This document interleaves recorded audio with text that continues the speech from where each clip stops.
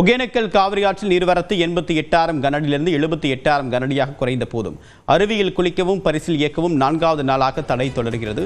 விவரங்களோடு நிகழ்ச்சிய செய்தியாளர் சுகுமார் விவரம் என்ன?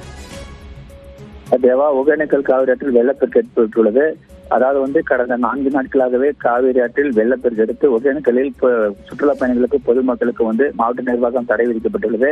குறிப்பாக கர்நாடகாவில் கேரளா மற்றும் வயநாடு பகுதிகளில் பெய்து வரும் கனமழையின் காரணமாக கர்நாடகாவில் உள்ள கபினி மற்றும் கேஆர்எஸ் அணைகள் அதன் முழு கொள்ளளவை எட்டி அதிலிருந்து உபரி நீர் நாளுக்கு நாள் அதிகரித்து திறக்கப்பட்டு வருகிறது. கடந்த 3 நாட்களுக்கு முன் 85,000 கனஅடியாக திறக்கப்பட்ட தண்ணீரானது நேற்று ஒகேனக்கலுக்கு 88,000 கனஅடியாக வந்து கொண்டிருந்தது. இன்று காலை அந்த 88,000 78,000 குறைந்துள்ளது. இதன் காரணமாக 5 அருவி, சின்னி அருவி, மெயின் அருவி உள்ளிட்ட எந்த அருவிகளும் தெரியாத அளவுக்கு தண்ணீர் ஆர்ப்பரித்து சென்றது. ஒகேனக்கலை பொறுத்தவரையிலும் மாவட்ட நிர்வாகம் சார்பில் கரையோர பகுதிகளில் உள்ள மக்களுக்கு வெள்ள அபாய எச்சரிக்கை விடுக்கப்பட்டுள்ளது. அதாவது அதிகப்படியான வெள்ளம் ஏற்படுமையானால் அவர்களை தங்க வைக்க தனியார் திருமண மண்டபங்கள் ஏற்பாடு செய்யப்பட்டுள்ளது. அதே போல வருவாய்த்துறையினர் ஒலிபெருக்கி மூலம் பொதுமக்களுக்கு எச்சரிக்கை வெள்ள அபாய எச்சரிக்கை விடுக்கப்பட்டுள்ளது.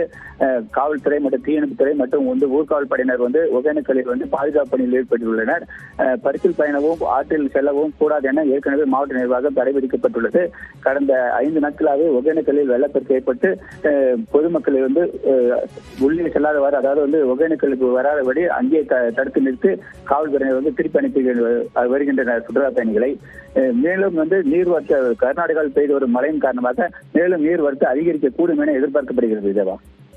உங்களுடைய விரிவான தகவலுக்கு நன்றி சுகுமார்.